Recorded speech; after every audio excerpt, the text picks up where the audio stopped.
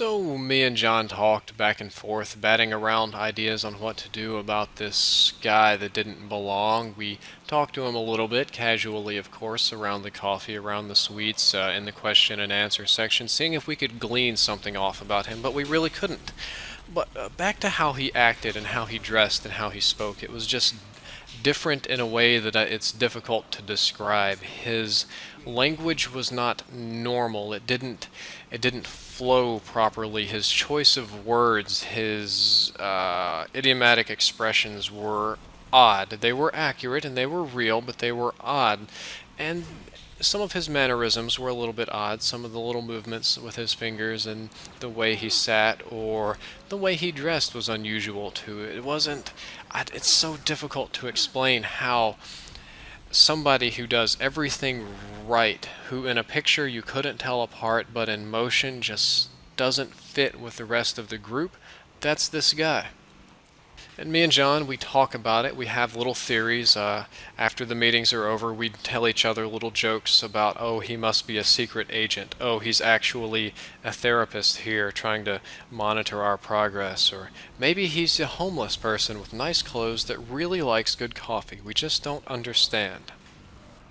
This all builds to a head one day. Just before the group meeting starts, me and John are there early. We're there early to get the good chairs with the little red cushions that are a little bit more comfortable, that'll get us through the hour and a half meeting without a pain in the ass, quite literally. And we decide to ask this guy, we decide to confront him after the meeting about why we think he doesn't belong, about why we think he's a faker. And this is unusual because if you bear in mind, we're in a meeting for people that can't deal with confrontation well, and the thing they decide to do is confront one of the members that they believe to not have the same problem, which would indicate a stronger individual. And this is, well, unusual. So everything goes fine, meeting goes fine, weird guy's weird. And at the end of the meeting, when we're walking out, we're like, hey, guy, I'll save the name for later, that's important. We don't believe you belong here. This is what are you here for? I believe was the lead-in question. He says, oh, well, I have problems with, and he told the same story he told before that nobody believed. Me and John, we tell him that basically we don't believe that's true. We believe you're doing fine. We believe that you don't have any of these problems. What are you really here for? And the guy chuckles a little bit. And he says, okay, you're right. I don't really belong here, and you guys are pretty good to spot me, but I can't really tell you. And he says, no, this isn't, and me and John were getting a little bit more aggressive now, aggressive in the confrontation group, fuck it. And we tell him, like, no, we want to know why you're here in our meeting. This is our safe, private place, and you're violating it. This isn't right. He's like, look, this is really important. I don't do this on purpose. I'm not a bad guy, but it's really important, and I can't tell you here. There's too many people listening. There's too many ears that I don't want to hear why I'm not in this meeting. I'll just tell you what. If you meet me here tonight around 10 o'clock, I'll explain to you why. I'm like, look, dude, this is really weird. We're not going to meet you in the damn parking lot at 10 o'clock. There's not going to be anybody here. It's going to be, I don't know what's going on.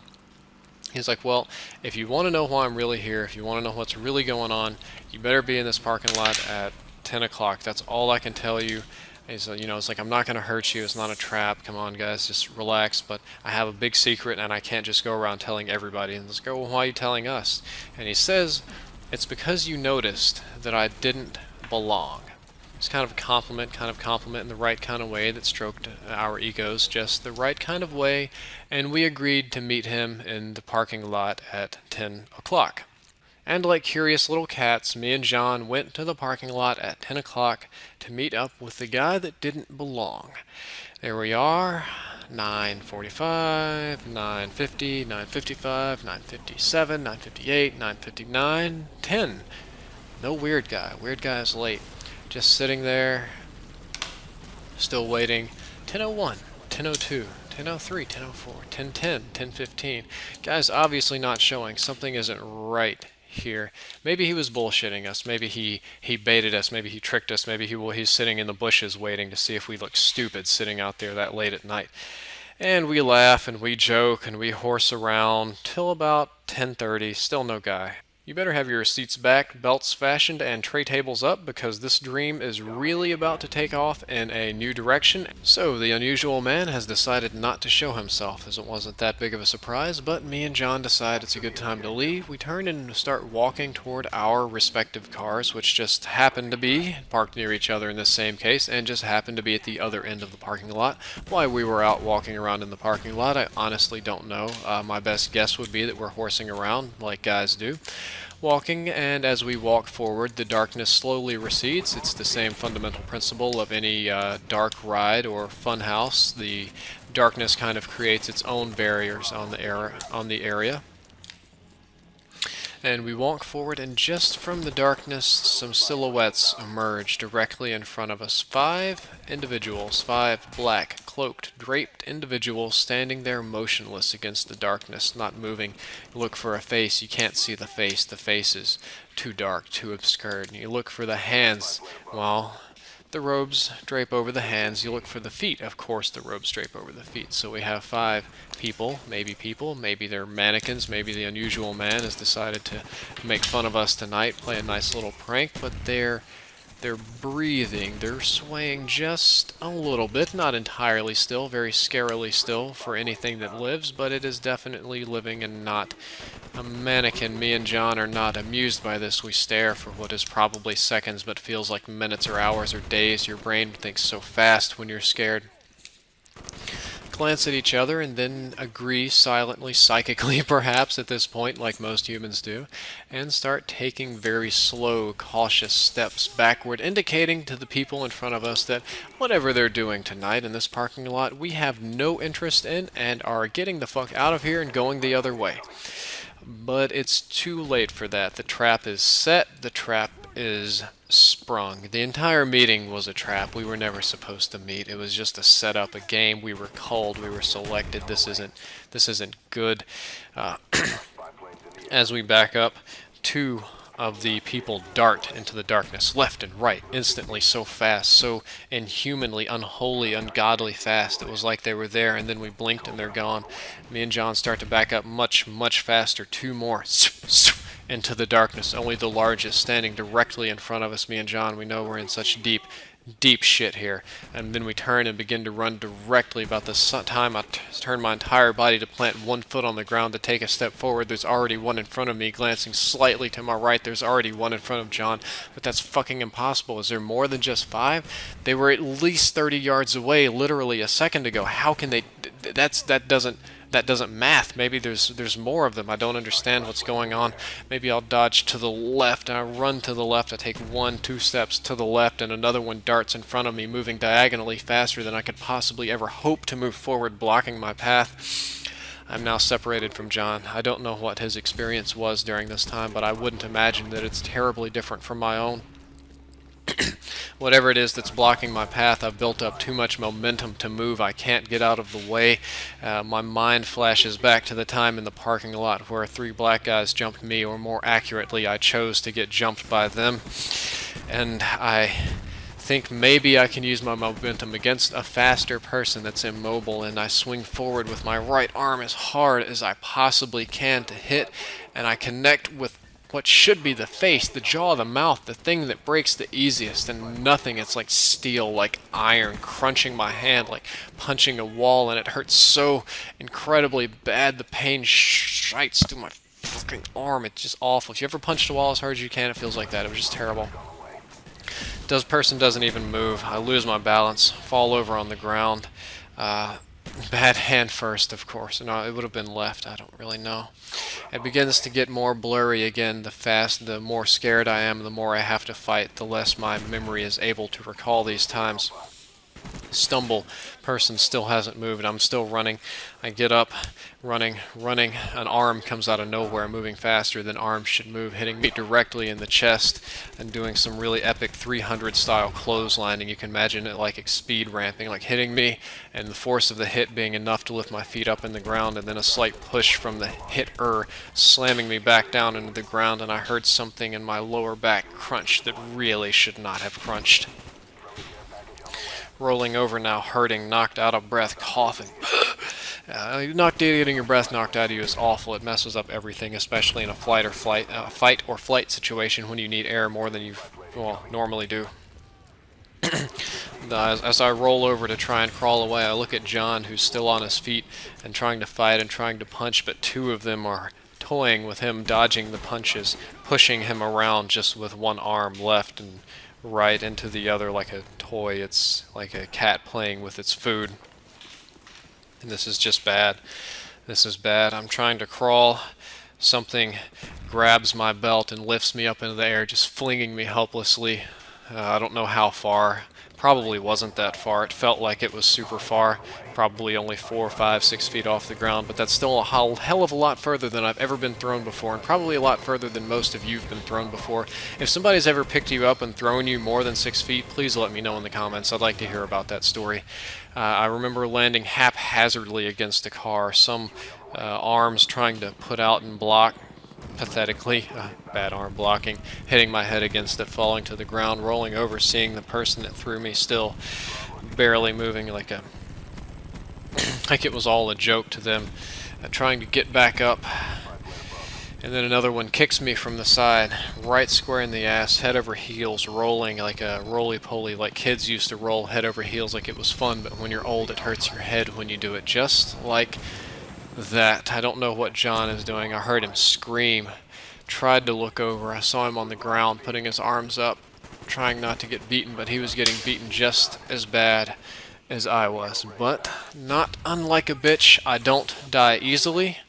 My brain thinks of plans very quickly. I think back again to when I was being mugged by the three black guys, or when I pushed myself into a confrontation with them, and realize that there is still yet hope, that perhaps I cannot hope to defeat 5 people like this, but I can hurt them. I can make my death memorable. I cannot die so weakly and pitifully like this. Instead of running, I turn, standing barely, right arm injured badly, left arm still working, choosing to fight, left only. It's all a ruse, it's all a trick, but I'm not going to tell you the trick. That makes the story less interesting. You just have to listen to my actions and guess what's coming next.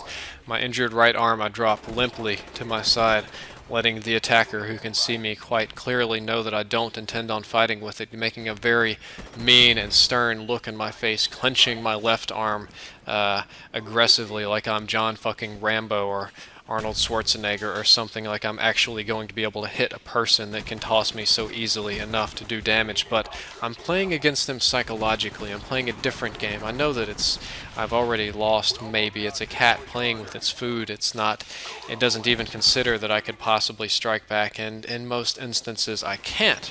But I don't plan on fighting fair. Damaged back, damaged arm, injured legs, out of breath, charging against the attacker with what little strength I had. I pull my left arm back feebly. I'm right-handed. I can't coordinate well with my left hand. An attempt to strike forward. I'm watching them closely, carefully, in slow motion. My brain is hyper-processing. They're not moving. They're going to take the punch again. They want to see if I'm going to break my left hand on their face, and I'm pushing forward like I believe I'm going to hurt them, like it can actually possibly be done.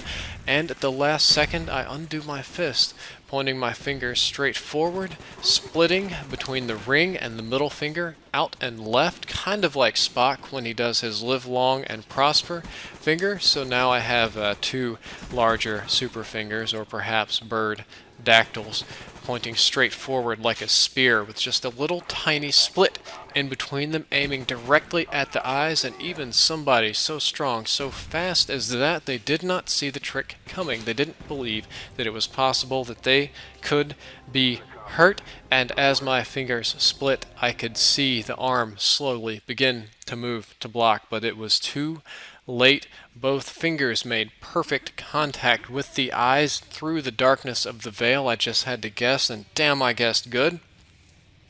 Punching. I remember it was harder than I thought. I thought it would be mushy and gooey, but it was stiff and more difficult. But after just an instant of resistance, there was a little squish, and my hand did sink in, and some red came out, and I tried to push further and grip and grab, but the other arm was already grabbing my left arm, their right, their left. I heard a scream, very loud, angry, aggressive. I can't hope to imitate it. It was a female scream. I'd been fighting a woman the whole time, a woman this strong, this impossible. Maybe the other one was a woman, I don't even know.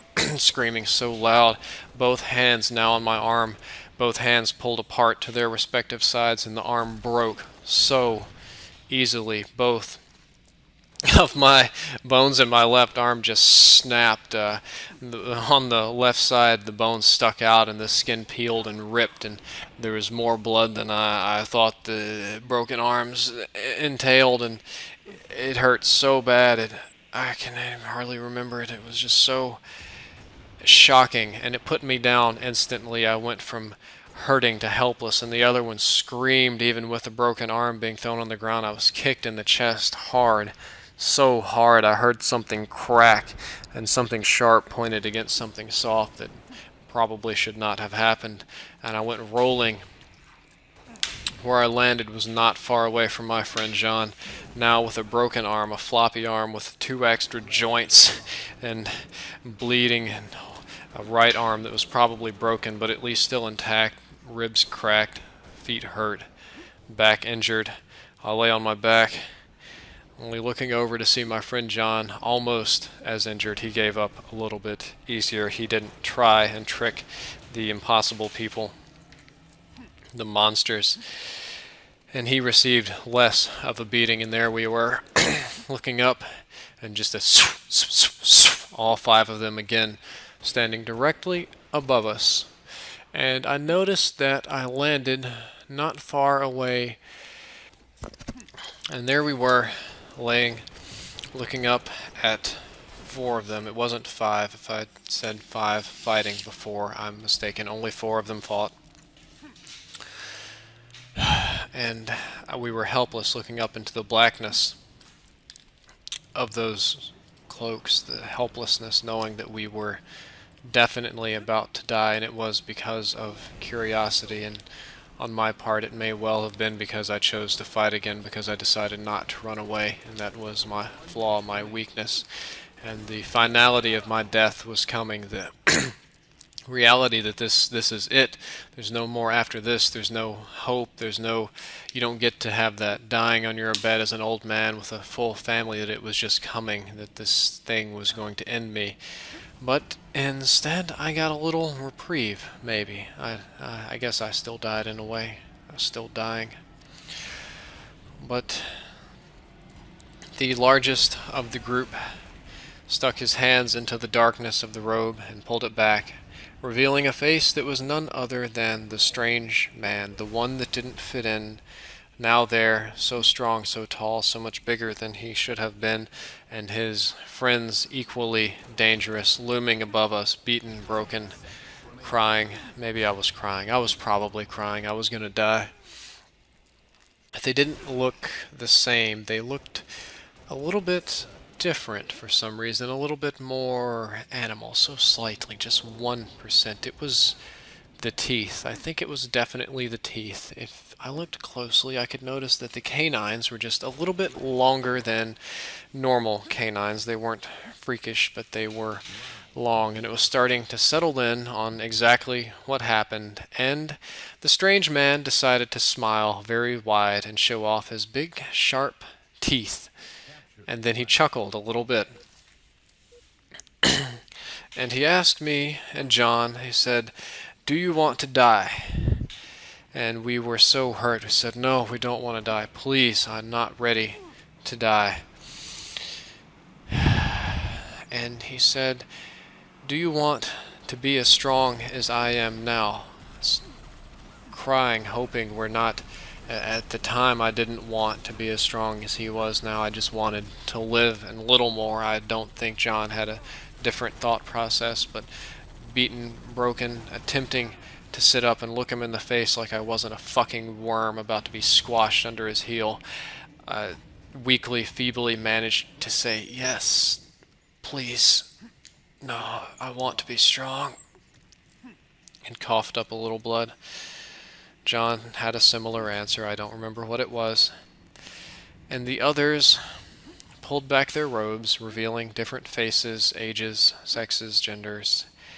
I'll talk about them in a little bit. But they were all like him, just a little bit more aggressive than you would think. And they all had sharp, sharp teeth.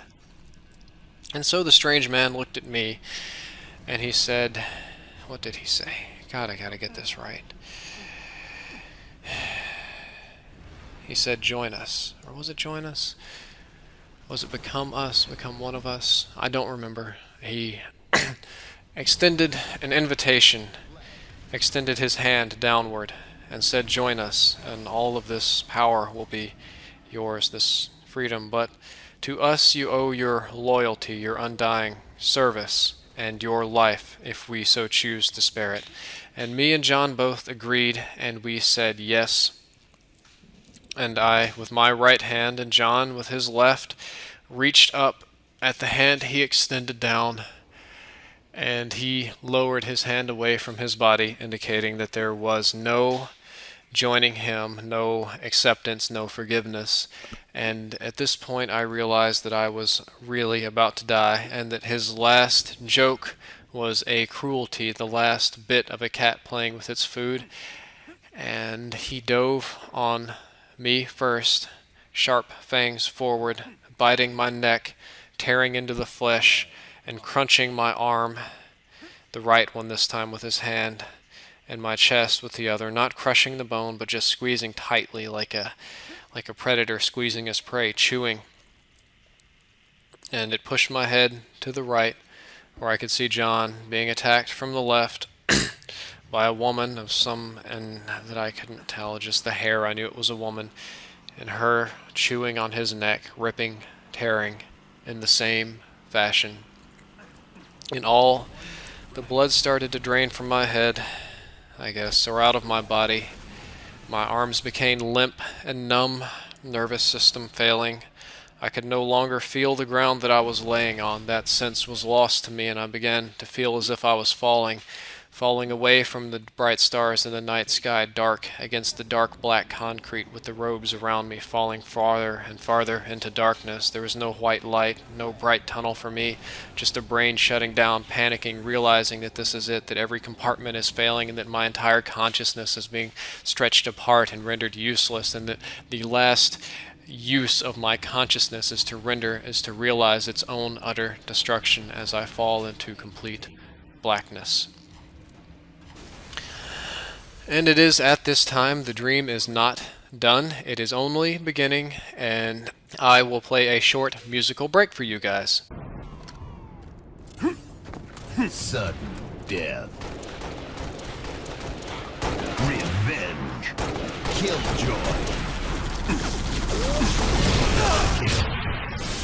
Well, I hope you enjoyed the musical break. I needed a little bit of time to compose myself, to get my words together, and to talk more eloquently, because this is a disturbing subject that does disturb me, and it brings back a lot of bad memories, but I am hoping that this is very entertaining to you anyway.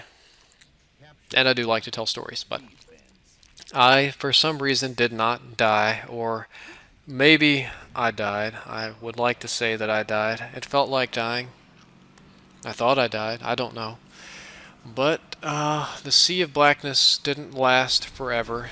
It slowly faded away, and there was some light, like the night sky or a dark room, and I realized that I still exist, body and all, slowly, and I come to and wake up in a dark room, well furnished but stiff, dusty, hasn't been used in a long time. Outside the room, there's a little bit of light creeping in under the door, people talking from far away, voices mumbling, muffling, sounds familiar to me. I don't know, I should be dead. I don't know if I'm dreaming. I'm in a dream, and I don't know if I'm dreaming. Still shaken. Maybe I've had a nightmare. If you've ever woken up and forgotten where you were, you think you wake up in a house where you're not, or a place where you're not. It felt like that. Very disorienting, and I slowly get out of bed, stand up, check all over myself, looking for broken bones and scars, and touch my neck, and there's nothing there. It's all taken care of, and walk toward the light that's creeping under the door, and turn the knob slowly, slowly. The conversation continues. Open the door. The light, so soft and so yellow before, hits me now so bright and burning and stinging against my eyes. I can't handle it. It's just tearing me up. And I have to put my hand up to block the pain, and just move my hand when it fades and it's all still bright and painful. And I look, and I'm looking at a bar. I'm looking at a bar in a house, a nice, rich oak bar with many fancy liquors and several important looking people sitting around the bar discussing many, many things. And among these people, I see my friend John in the center of the conversation, shaken, but trying to play it cool. And I see the unusual man, and I see very familiar looking body types, not that unlike the people that attacked and killed me, standing there laughing, drinking. And a short little brunette girl sitting there in her fancy little dress, drinking her scotch or something, turns to me and says, "Oh, it's about time you woke up. We've been waiting for you." And the rest you guys are going to have to wait on.